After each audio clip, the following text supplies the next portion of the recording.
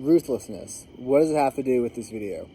I've been listening to a lot of Epic the Musical, which is a musical version of the Odyssey. Absolutely amazing if you haven't heard it. But there's a song and it talks about how ruthlessness is mercy upon yourself. And in the context of the Odyssey, it is referring to how Odysseus not killing the Cyclops and sparing his life came back to haunt him because the Cyclops cursed him and caused Poseidon to wreck him and keep him away from his home for a lot longer than he had to be. How this applies to my life and why I was thinking about it is I have chickens. And we live in a pretty rural area, and we have raccoons who absolutely love to try to sneak in them there and eat them. We've lost many birds in the past to it, so I've just started trapping and killing them.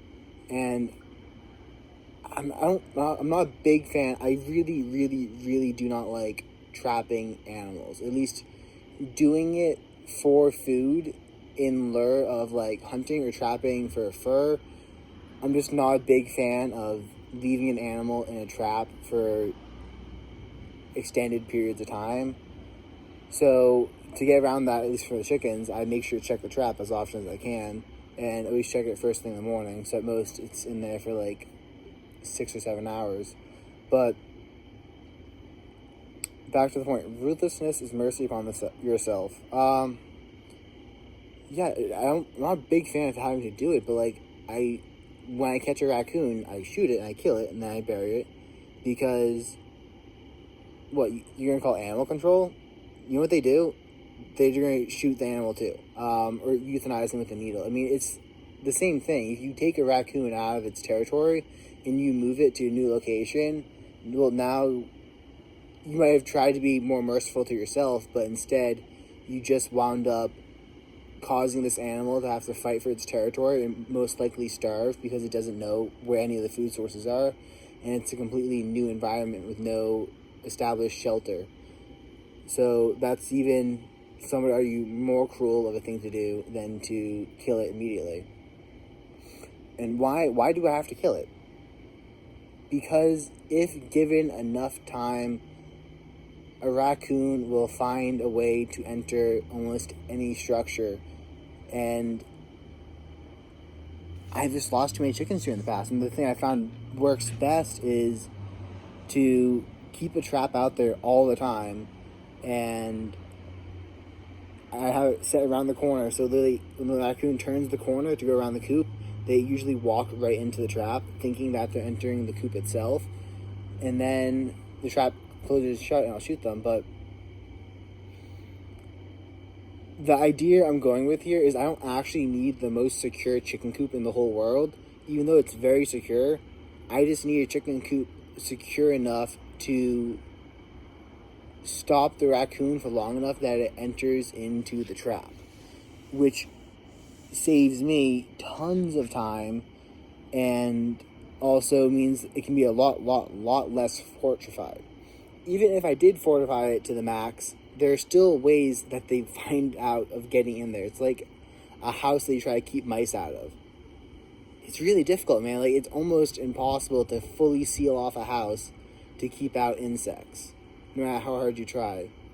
But when an insect gets into your house, it doesn't ruin and kill all your pets. Well, at least most of them don't. At least here in New England. When a raccoon gets into my chicken coop, I've literally lost 50 quail before. This was back a couple years ago when I was raising quail. Got in, fox, raccoon, something of the like. Killed them all. Didn't even eat them, just killed them all. Ate a couple, but lost all of my birds. And I just had to realize, like, trapping and killing, even though it's not my preferred method, is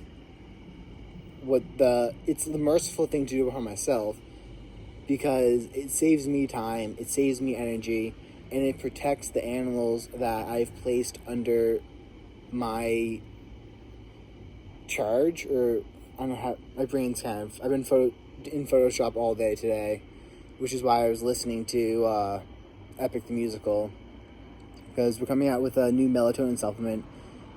And I know I've talked about this in the past, about like being present to your work. And I do think that is beneficial for 99% of stuff. But when you're in Photoshop and you're just like literally touching up pixels to get, I'm so proud of this artwork, and you'll see it in 2 weeks, but when you're literally just touching up pixels, I find it helpful to have a song playing in the background to listen to allow me to kind of go on autopilot and just do the work that needs to get done, because I've already questioned whether or not this is the most important thing I can be doing. I've already thought about if there's anything else I should be doing or why am I doing this. So once I've answered those questions and I now just need to get this work done, I put a song on. I know I talk a lot about this, about like staying present and in the moment on my channel, but I don't know. What I say is a current reflection of how I feel in that moment. So nothing's ever a lie. It's just how I feel changes with what's going on in my life. But I put forward the best information that I know and what I'm currently living by at that moment, even if what I'm currently living by might change. So if that's the best way to explain why some information on my channel, you might be like, oh, isn't he contradicting himself in this other video? Maybe it could also just be a nuanced situation or some more subtle thing. Because I was thinking about, like, ruthlessness is mercy upon yourself. And applying this to other situations. Those Olympic athletes, or those athletes you see on, like, the epic fail compilations where they start celebrating ahead of time and someone passes them, well, they weren't ruthless enough. They thought they had enough time to celebrate. They didn't want to crush the record by that much, and therefore they wound up losing. So you could also apply it there. And I was like, oh, can you apply it to everything? Is this like a law? And I'm like, no, because if you're ruthless with the wrong thing, then now you're just injuring yourself. If you're ruthless with a workout program and your workout program isn't 100% perfect or isn't balanced for you, then you're just going to wind up like overexerting your body, undersleeping, and getting injured. And I've tried this with many things, including running. If you're ruthless with the wrong things or with things that you haven't thought about, you'll wind up causing lots of damage. So even in there, it's an example of how something I thought to be true, something that you would think to be true, and advice that you would think that you could apply to everything, is really just something that works in most situations and is beneficial. Well, at least most situations that are currently going through my head. Because there are a lot of situations that doesn't work in and a lot of situations that does work in. But, I don't know, balance. If you could say one thing that's universal, it would be balance. So all of these absolutes I somewhat talk about are really just for certain cases or for what's best for me at that point in my life. Because sometimes you want to be ruthless, sometimes you want to empathize. You don't want to be ruthless while trying to teach someone something, because they can just quit and walk away.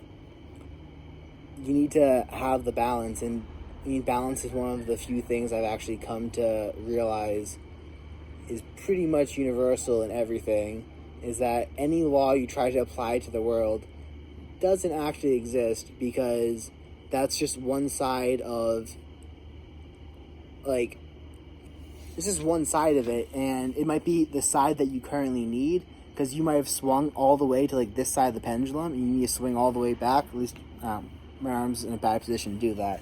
But, I mean, you might be, like, way over here. You might have swung way over here, and you're like, oh, being over here is bad. I need to be over here. So then you just think that whatever advice that takes you from here to here is how life actually works.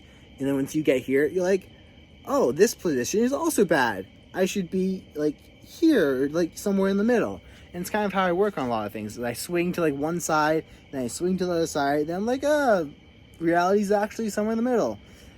Caffeine is amazing. I abuse energy drinks and get myself addicted to 800 milligrams a day.